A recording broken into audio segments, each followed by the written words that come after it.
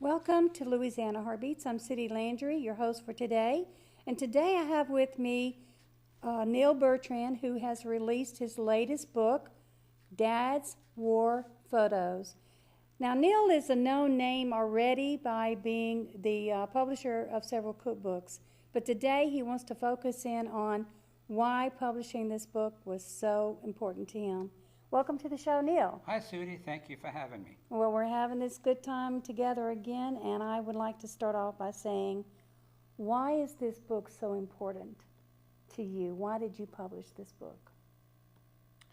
I wanted to honor my father's memory. When a week before he passed away, he said he wanted me to take care of his Japanese war rifle that he found in the Philippines. Okay. And I said, well, how about if I put it on a plaque or something like that? Oh, yeah, that would be great. Well, then I decided, well, I'll go a step further. I'll take his pictures that he took during World War II in the South Pacific, and I'll publish them in a book. And so it was a long project. It took 3 years, but the book is done. Well, I have a question. What's that? Were you interested in this kind of topic before you decided to do this? Oh, I was a World War II fan. I loved watching World War II movies. So yeah, I'm a big action adventure movie watcher. So did you have to do a lot of research, though, to be sure that you got all these facts together? What did you do? The research is what took a lot of time because I was not familiar with a lot of the equipment, tanks and personnel carriers and military terminology. I did not know what these things were, so I had to research on the internet as best I could. And for example, the airplanes. Okay. I knew by looking at a plane, yeah, that looks like it might be from World War II. But I didn't know a B-24 bomber from any other plane. Whereas, you know, I found out later, some experts could just look at a plane and instantly tell you, yes, that's a B-24 or a P-38 or whatever. So that alone took 2 months of researching the airplanes to find out what was their purpose, how fast did they go. And so I'll put all of that in a section in the appendix for the warplanes. I even have a part where it talks about the specs, the specifications of each plane and how fast they went and the speed and the altitude and all that. So any war buff, airplane buff, would love to see what I have here. So about how many pictures do you have that have been caught and filmed by your dad in this book? In this book, I have 420 photos of things that he took and scanned images of artifacts that he brought back. Japanese stamps, Japanese matchbox, on and on and on. So 420 images, plus I have 21 maps that I had created, professionally created, and these maps will allow you to follow along to see where he went actually I have, with these photos and with the portions of the battalion's diary that I have included. Okay, wow. I was able to trace his steps from his doorstep at home to boot camp, to war, and back home. How long did it take you to put these pictures in order of how it happened? Or are they in order? No, they are all in order by month. By month. That took quite a while. I had to, on the back of the photos, he usually had the country he was in and the year. Okay, Well, wow. that was a start, okay? And then once I got the battalion's diary, which is a story in itself, I was able to create a timeline and organize everything by country and month and year. That sounds like an encyclopedia to me. This is an educational project. Anybody who wants to get an education on the South Pacific, they can get this book and educate themselves like I had a major education over the past 3 years. Yes, and I can understand that. But what's great is that I kind of thumbed through the book is that it's under each picture, and then you have an article about it on the side or something to add to it. Battalion's diary, it has timeline. You have all these wonderful images caught in film for eternity, and you have maps. So was that your original plan when you, how did you decide how to put this book together? My original intention being that I had nothing except raw pictures. Okay. And even the pictures, a lot of the pictures did not have anything on the back of the picture to let me know what it was or what was going on. And so it was a process of time that I was able to put the thing together. Originally, since I had just photos, I was going to just put 600 photos in 5 separate ebooks, 5 different volumes of ebooks. Then one day, I'll tell you what happened. I was on the phone with a local World War II veteran. Okay. And he said, you know what, you need to call and talk to so-and-so in Indiana. He can help you out. So I called this man, and I was talking to him, having a conversation. He says, you know what, are you aware that you can get your father's battalion's military record, which is the journal, or what we would know as a diary? Wow. So I said, no, I had no clue. So he says, yeah, he gave me the phone number, called them, and the battalion's diary, the whole 3-year time in the South Pacific, was on 2 CDs. So I bought the 2 CDs, read the whole thing, and used the dramatic portions to go in the book. Because just plain photos doesn't do a whole lot.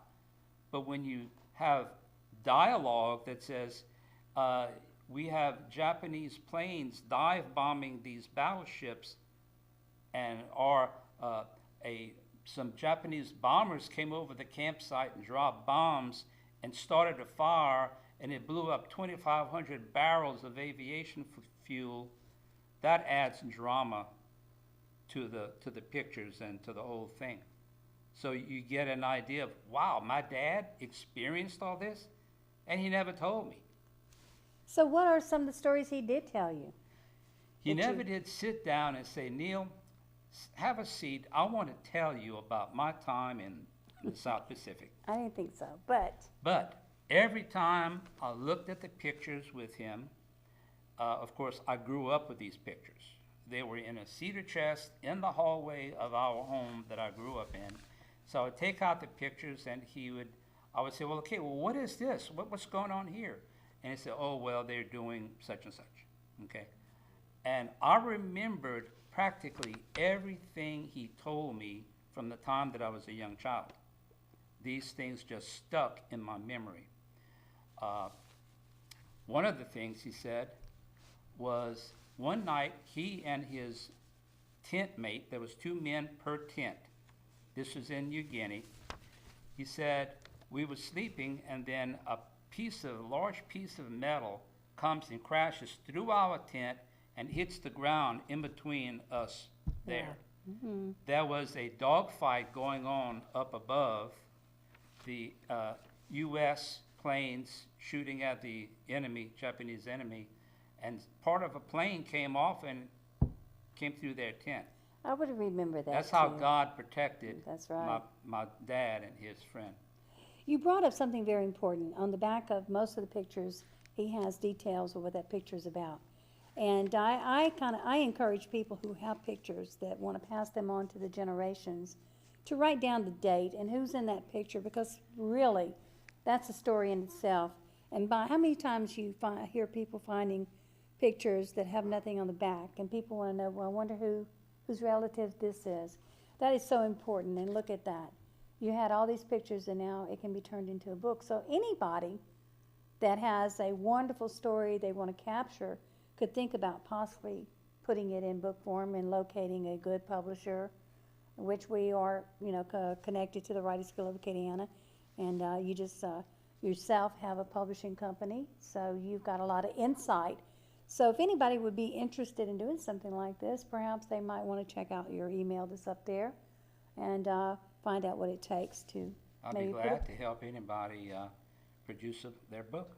Okay, and it's all about how to and where to start. Just start, right? Mm-hmm. Okay, Neal, what do you think your father would say today if he saw you had actually finally did this? Did he know you were thinking about it? No, he died 14 years ago Okay. in the year 2000. But he would be absolutely beside himself with joy to see what I've done with his pictures. So yes, he would be extremely happy.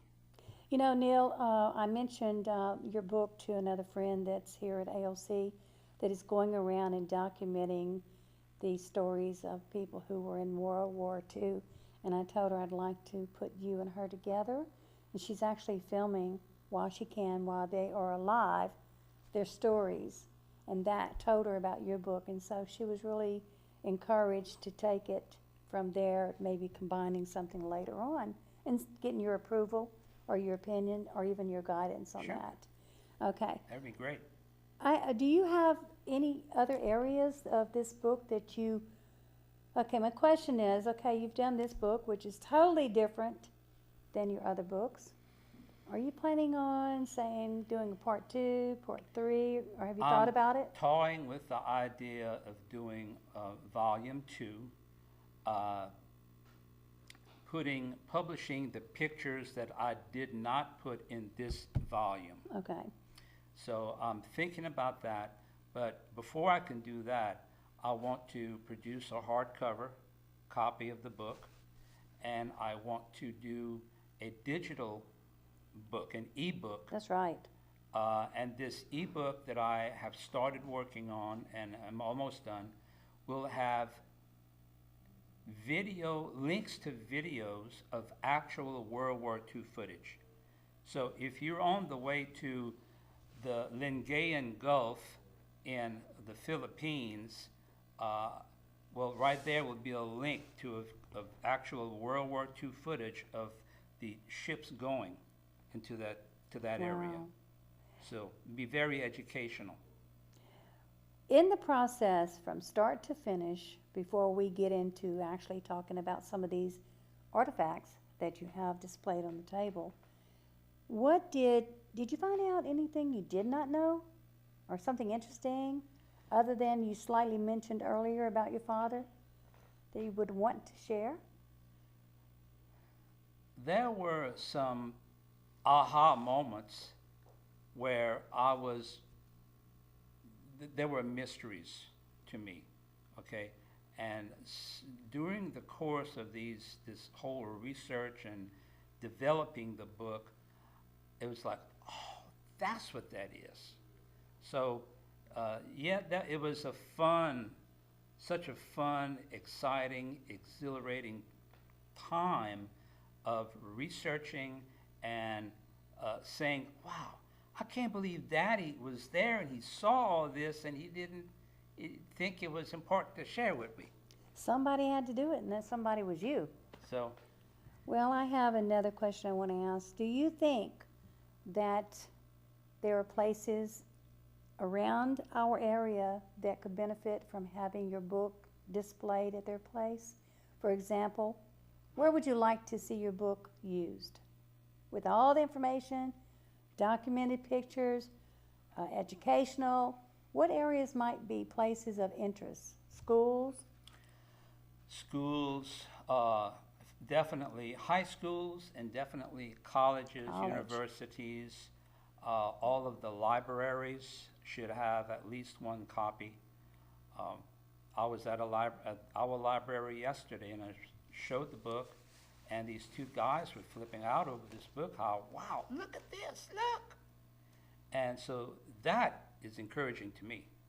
like the word that I'm hearing more than hardly any word nowadays is when I show my book to somebody, they'll look at it, turn the page, and say, wow. And they'll keep going and say, wow, look at this. So that's important. So you're to getting me. a lot of encouragement I'm by, getting a lot of encouragement, got a lot of good feedback, and a lot of good feedback from women, which is surprising to me. yes, because I normally would not be interested in something, but a picture tells a story. And we're nosy.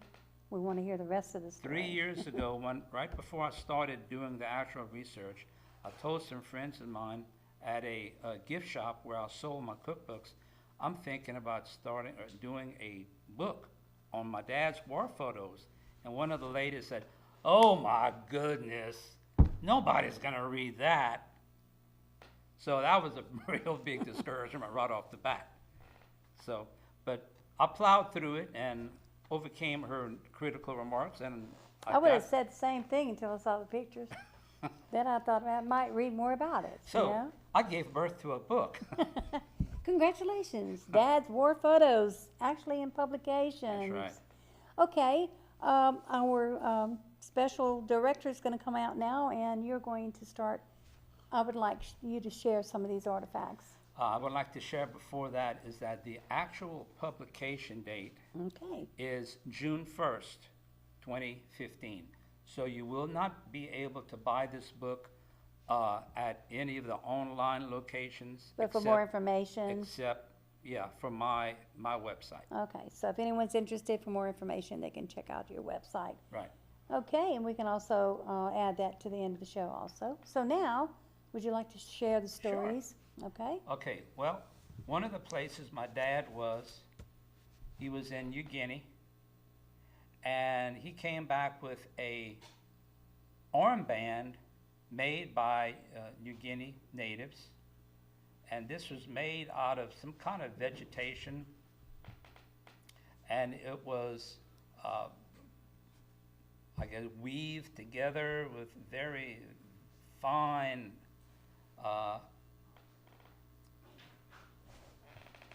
Looks very, like some kind of braiding or Yeah. something. There you go. if you want to zoom in Little on that focus. if you can. A little clear. Needs to be clear. There you go. Yay. So that's an armband. Of course, I put it on mine, but it would only go up to here. And then here is a good conduct medal that he earned from the, Lower it. And what's that for? it's called a good conduct medal. So he earned that. And then on the way back from the Philippines, this is what's called trench art. This is a little plane that he made, and if you can tell, it's made out of a bullet casing. Your dad made that. My dad or his friend, but he Okay. brought it back, and it's made out of a bullet casing. They made a little wing here, There you go. and wings in the back, and on the front was a little plastic wheel for a propeller.